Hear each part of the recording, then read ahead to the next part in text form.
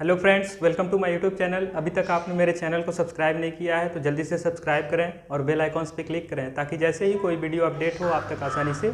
जो भारतीय इतिहास का हम सिलेबस कंप्लीट कर रहे हैं उसमें हम लोगों ने हर्षवर्धन तक ही देखा था। उसके बाद आज हम चर्चा करेंगे हर्षवर्धन के बाद सिलेबस में है राजपूत काल।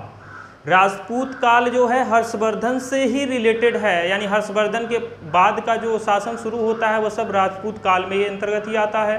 तो राजपूत काल के बारे में बात करें तो 1867 में ही हर्षवर्धन की मृत्यु हुई थी और हर्षवर्धन की मृत्यु के बाद ही कुछ छोटे छोटे शासक जो थे अपने यानी शासन को चलाने के लिए कुछ छोटे छोटे शासक आपस में ही लड़ते थे और इनके लड़ने का ये जो संघर्ष है, ये जो अपने आप के साम्राज्य को या शासन को बढ़ाने के लिए अपने आप में आपस में लड़ते थे, यही जो संघर्ष है इसी संघर्ष को कहा गया राजपूत काल। यानी ये जो संघर्ष है वो राजपूत काल के ही समय का संघर्ष है। कुछ विद्वानों के अनुसार राजपूतों की उत्पत्ति के रूप में यानी राजपूतों को क्या माना जाता है, कर्नल जेम्स रॉड और स्मिथ और कनिंघम के द्वारा ये माना जाता है कि राजपूत काल विदेशी जातियां थीं। गौरी शंकर हीराचंद ओझा जी के द्वारा ये जाना जाता है कि ये प्राचीन क्षत्रिय यानी राजपूत काल के जो शासक थे वो प्राचीन क्षत्रिय थे। गोपीनाथ शर्मा जी के द्वारा ये कहा गया कि ब्राह्मणों से उत्पन्न जो आई है काल वही राजपूत काल है। और चंद्रबरदाई में है, चंद्रबरदाई में अग्निकुंड से उत्पन्न यानी चंद्रबरदाई में अग्निकुंड से उत्पन्न माना गया है राजपूतों को। चंद्रबरदाई में ये माना गया है कि ये अग्निकुंड से उत्पन्न हुए हैं, यानी ऋषि वशिष्ठ जो हैं वो दुष्टों के संहार के लिए एक यज्ञ किए। जिस यज्ञ में यानी जिस अग्निकुंड में यज्ञ किए उसी अग्निकुंड से राजपूतों की उत्पत्ति हुई और वहाँ इस अग्निकुंड से 4 राजपूतों की उत्पत्ति हुई। इनमें पहला गुर्जर प्रतिहार, दूसरा चौहान, तीसरा परमार और चौथा चालुक्य या फिर सोलंकी वंश है। इन राजपूतों का जो मुख्य क्षेत्र था गुजरात, राजस्थान और दिल्ली, यानी गुजरात, दक्षिण राजस्थान, उत्तर राजस्थान, पूर्वी राजस्थान और दिल्ली का क्षेत्र जो था इनका क्षेत्र विस्तार। प्रमुख राजपूत वंश, अब राजपूत काल माना गया। प्रमुख राजपूत काल के राजपूत वंश जो हैं, पहले तो हमारे जो 4 अग्निकुंड से निकले, चंद्रबरदाई के द्वारा बताया गया कि गुरु वशिष्ठ जब यज्ञ कर रहे थे तो 4 जो हैं वो अग्निकुंड से निकले, जिसमें गुर्जर प्रतिहार, चौहान, परमार और चालुक्य सोलंकी। इसके बाद हमको चंदेल देखना है, सिसोदिया और गढ़वाल। टोटल 7 हैं, तो इसमें 7 जो इम्पोर्टेंट है उस पर हम चर्चा करेंगे। चंद्रबरदाई की रचना जो है पृथ्वीराज रासो, चंद्रबरदाई के द्वारा जो रचना की गई है पृथ्वीराज रासो, इसमें बताया गया है कि राजपूत काल में टोटल 36 वंश थे और हम मात्र 6 से 7 ही वंश पे चर्चा करेंगे। तो सबसे पहले हम चर्चा करेंगे गुर्जर प्रतिहार वंश, जिसका विस्तार गुजरात और दक्षिणी राजस्थान में है। सबसे पहले इसे स्क्रीनशॉट लेना है तो ले लीजिए, फिर हम शुरू करते हैं गुर्जर प्रतिहार वंश। गुर्जर प्रतिहार वंश राजपूतों के काल का एक शासन है, राजपूत वंश, गुर्जर प्रतिहार वंश। इसके संस्थापक थे नागभट्ट प्रथम। इनकी राजधानी उज्जैन पहले थी, फिर बाद में कन्नौज हो गई। इनका जो क्षेत्र था गुर्जर प्रतिहार वंश के शासकों का गुजरात, दक्षिणी राजस्थान और पश्चिमी राजस्थान। गुर्जर प्रतिहार वंश में एक अभिलेख मिलता है, ग्वालियर अभिलेख, जिससे ये पता चलता है कि अरबों ने प्रारंभिक आक्रमण गुर्जर प्रतिहार वंश के शासक पे ही किया था, नागभट्ट प्रथम ने। और जो ये शासकों पे हमला जब किए थे अरबों ने, ये इनका असफल हमला था, असफल आक्रमण था। और ग्वालियर अभिलेख में ही नागभट्ट प्रथम को बोला गया मलेच्छकों का नाशक। मलेच्छकों का नाशक उपाधि से बोला गया है नागभट्ट प्रथम को ग्वालियर अभिलेख में। फिर इसके बाद एक शासक आए वत्सराज। इनके समय में त्रिपक्षी संघर्ष हुआ, जिसमें गुर्जर प्रतिहार के नेतृत्व कर रहे थे वत्सराज, राष्ट्रकूट वंश के नेतृत्व में थे ध्रुव और पाल बंगाल के थे धर्मपाल। पाल वंश एक था बंगाल में जिसके नेतृत्व कर रहे थे धर्मपाल। वत्सराज को हम वास्तविक संस्थापक के तौर पे भी मानते हैं गुर्जर प्रतिहार वंश का, और इन्होंने एकमात्र पहला शासक था जिन्हें सम्राट की उपाधि मिली थी। तो जब ये त्रिपक्षी संघर्ष हुआ तो इसमें क्या हुआ कि वत्सराज ने जो गुर्जर प्रतिहार वंश के शासक हैं, इन्होंने पाल वंश के बंगाल के शासक धर्मपाल को हरा दिया। ठीक है, जब वत्सराज ने पाल वंश के शासक धर्मपाल को हरा दिया तो फिर क्या हुआ कि राष्ट्रकूट के जो शासक थे वो भी शांत नहीं बैठेंगे, इन्होंने वत्सराज को हरा दिया। यानी वत्सराज ने धर्मपाल को हराया और ध्रुव ने वत्सराज को हरा दिया। तो यहाँ पे ध्रुव जो हैं वो विजयी हो गए। जैसे ही ध्रुव विजयी हो गए तो तुरंत धर्मपाल क्या हुआ कि वत्सराज का जो शासक स्थान यानी कन्नौज है, इस पर इन्होंने अधिकार कर लिया। यानी सबसे पहले क्या हुआ, जब त्रिपक्षी संघर्ष चल रहा था तो गुर्जर प्रतिहार वंश के नेतृत्वकर्ता जो थे वत्सराज, इन्होंने पाल वंश के यानी बंगाल के जो शासक थे उस समय धर्मपाल को हरा दिया यानी पराजित कर दिया। फिर वत्सराज जब विजयी हो गए तो वत्सराज के विजयी होने की खबर जब पहुंची राष्ट्रकूट वंश के शासक ध्रुव को, तो ध्रुव ने वत्सराज को क्या कर दिया, पराजित कर दिया। और जब पराजित किया तो धर्मपाल के पास एक अच्छा अवसर था, तुरंत ये क्या किया, वत्सराज के जो साम्राज्य यानी कन्नौज था उस पर धर्मपाल ने अपना आधिपत्य जमा लिया। फिर उसके बाद वत्सराज के शासन के बाद इसका पुत्र नागभट्ट तिथि जब इसके शासन में आया तो इन्होंने धर्मपाल को, जब धर्मपाल देखा कि कन्नौज का शासक बन गया है यानी कन्नौज पे अधिकार जमा लिया है, तो तुरंत वत्सराज का जो बेटा था वो अपने पिता की बदला लेने के लिए यानी धर्मपाल को ख़त्म कर दिया। और जैसे ही नागभट्ट द्वितीय ने धर्मपाल को ख़त्म किया तो तुरंत क्या कर लिया, कब्जा यानी कन्नौज पे फिर से अपना कब्जा जमा लिया।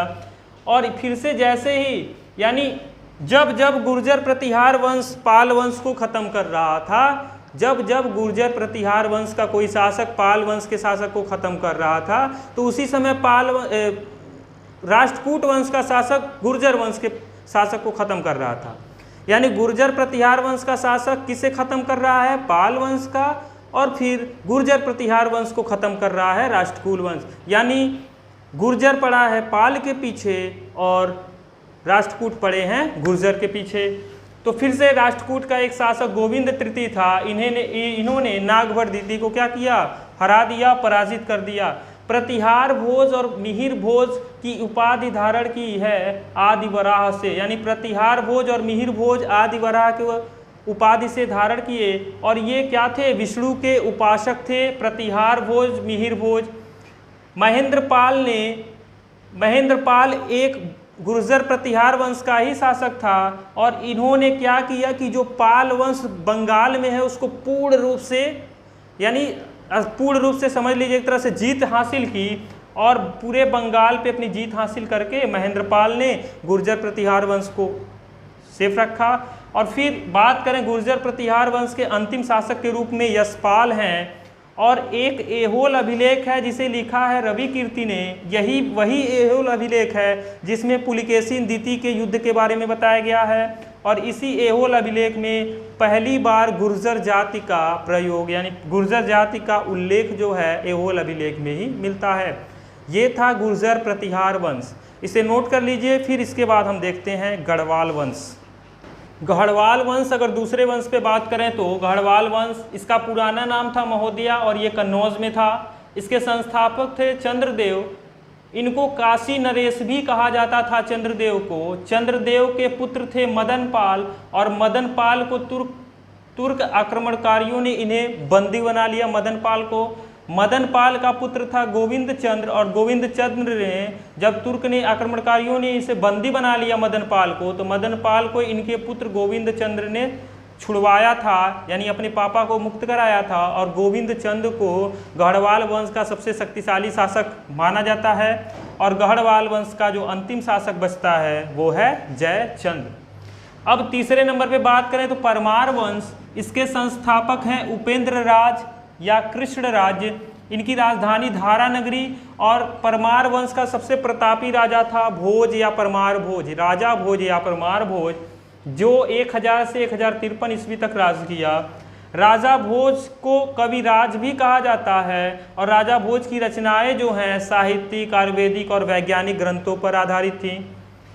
एक चंदेल का शासक इसी समय था विद्याधर, और चंदेल के शासक विद्याधर ने ही राजा भोज को पराजित किया और राजा भोज के द्वारा कुछ 3 इम्पॉर्टेंट निर्माण कराए गए। तो राजा भोज के द्वारा पहला निर्माण तो ये भोजपुर नगर की स्थापना की, संस्कृत विद्यालय खोला और सरस्वती मंदिर धारा नगरी में स्थापित किया। इसे जल्दी से स्क्रीनशॉट ले लीजिए। अब आगे हम बात करेंगे चालुक्य या चौलकी वंश की। चौथे नंबर पे है चालुक्य या सोलंकी वंश। इसके संस्थापक थे मूलराज प्रथम। इनकी राजधानी थी अनहिलवाड़ और धर्म इनके द्वारा जो धर्म इस वंश में जैन धर्म था।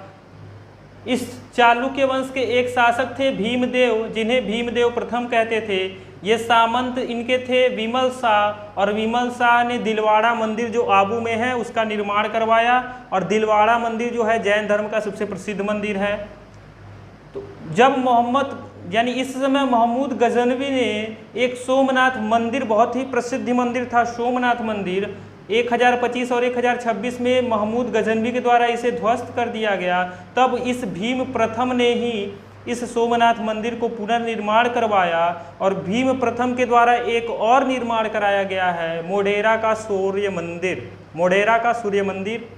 भीम सेकेंड इसके बाद शासक के तौर पे आते हैं, जिनका द्वितीय नाम मूलराज द्वितीय, यानी भीम सेकेंड मूलराज द्वितीय एक ही लोग हैं। ये क्या है कि मोहम्मद गोरी को 1178 में आबू पर्वत के समीप पराजित कर देते हैं, यानी मोहम्मद गोरी को हरा देते हैं भीम द्वितीय मूलराज द्वितीय। और फिर इसके बाद जय सिंह सिद्धराज एक शासक आते हैं। इनके समय में एक जैन विद्वान थे, यानी जैन धर्म के विद्वान हेमचंद, और जो जय सिंह सिद्धराज के पुत्र कुमारपाल थे, कुमारपाल के समय में ही इन्हें सलाहकार के रूप में चुना गया। क्यों चुना गया? क्योंकि जय सिंह सिद्धराज के समय में हेमचंद्र एक जैन विद्वान के रूप में प्रमुखता हासिल कर ली थी, जिसके वजह से जय सिंह सिद्धराज ने अपने पुत्र कुमारपाल के सलाहकार के रूप में इन्हें नियुक्त किया। अब फिर इसके बाद चौहान वंश आता है। चौहान वंश की संस्थापक चाहवान या वासुदेव। इसकी राजधानी है अहिछत्र पहले थी, अब इस समय अजमेर में। अजमेर नगर को बसाया था अजय राज ने अजमेर नगर को बसाया। फिर इसके बाद इसी चौहान वंश में एक शासक हैं विग्रहराज। विग्रहराज के राज कवि थे सोमदेव, और सोमदेव ने एक रचना की है ललित विग्रहराज। ललित यानी नाटक से संबंधित है। फिर इसके बाद चौहान वंश का सबसे प्रमुख शासक पृथ्वीराज चौहान या पृथ्वीराज तृतीय। इनके द्वारा 2 प्रमुख युद्ध किए गए। तराइन का प्रथम युद्ध 1191 में और तराइन का द्वितीय युद्ध 1192 में। तराइन के प्रथम युद्ध 1191 में इन्होंने पृथ्वीराज चौहान का युद्ध मोहम्मद गोरी से हुआ, जिसमें पृथ्वीराज चौहान ने मोहम्मद गोरी को पराजित कर दिया। लेकिन जब फिर इन्होंने जीत अभी हासिल हुई, लेकिन इनको एक बार और लड़ने की उम्मीद यानी आशा है, तो एक बार और लड़ते हैं। फिर से जब मोहम्मद गोरी से सामना करने जाते हैं, यानी वही हो जाती है तराइन का द्वितीय युद्ध। यानी तराइन का जो द्वितीय युद्ध है उसमें क्या हो जाता है कि पृथ्वीराज चौहान पराजित हो जाते हैं, मोहम्मद गोरी विजयी हो जाता है। इसके पीछे का कारण ये है जयचंद्र की सहायता से मोहम्मद गोरी जीत जाता है, और अंतिम शासक के तौर पे बस यही रह जाते हैं पृथ्वीराज चौहान। इनके स्रोत जो है पृथ्वीराज रासो चंद्रप्रदायी क्या है, पृथ्वीराज रासो में मिलता है, और पृथ्वीराज विजय जगनीक के द्वारा। एक चंदावर का युद्ध 1194 में मिलता है, जो मोहम्मद गोरी और जयचंद्र के ही बीच लड़ा गया था, जिसमें मोहम्मद गोरी विजयी हुए थे।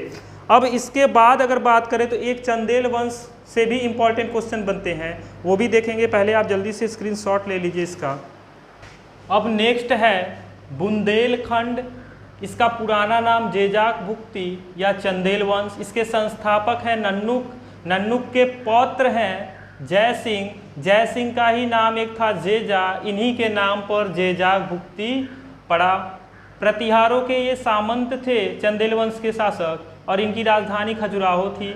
चंदेल वंश का एक शासक था यशोवर्मन ने मालवा चेदी महाकौशल को अपने राज्य में मिलाया, और यशोवर्मन ने ही खजुराहो में विष्णु मंदिर के चतुर्भुज रूप का निर्माण करवाया।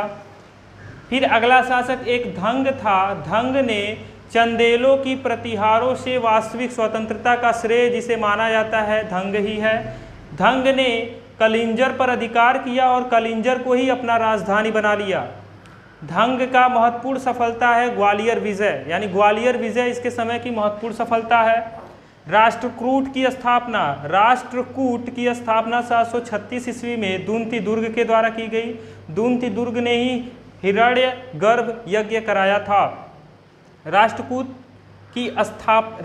के बारे में बात करें तो ये मात्य खेर थे और इन्होंने एलिफेंटा की प्रसिद्ध गुफा का निर्माण करवाया था और एलोरा के प्रसिद्ध कैलाश मंदिर का भी निर्माण इन्हीं के द्वारा कराया गया था। ये अगर बात करें तो राष्ट्रकूट की ये मात्याखेर जो है ये थी राजधानी, यानी राष्ट्रकूट की राजधानी मात्याखेर, इसका निर्माण एलिफेंटा की प्रसिद्ध गुफा और एलोरा की प्रसिद्ध कैलाश मंदिर का भी निर्माण करवाया। अब इसके बाद एक छोटा टॉपिक है पाल वंश जो बंगाल में है। इसके संस्थापक गोपाल हैं और गोपाल के पुत्र धर्मपाल हैं और धर्मपाल ने ही विक्रमशिला विहार बौद्ध शिक्षा केंद्र का निर्माण कराया था। ये हो गए राजपूत काल से संबंधित सभी जितने भी शासक थे, जितने भी वंश थे। ये यूपी SSSC पेट के लिए सिलेबस के हिसाब से बहुत ज़्यादा हम लोग पढ़ लिए। अगर आप और कोई जैसे लेखपाल वीडियो या फिर यूपी PCS की भी तैयारी करते हो तो उसमें भी ये समझ लीजिए हम लोग बहुत डीपली तक गए हैं। तो अगर आपको वीडियो अच्छा लगा तो ज़्यादा से ज़्यादा शेयर कीजिए। Thank you so much for watching my YouTube channel.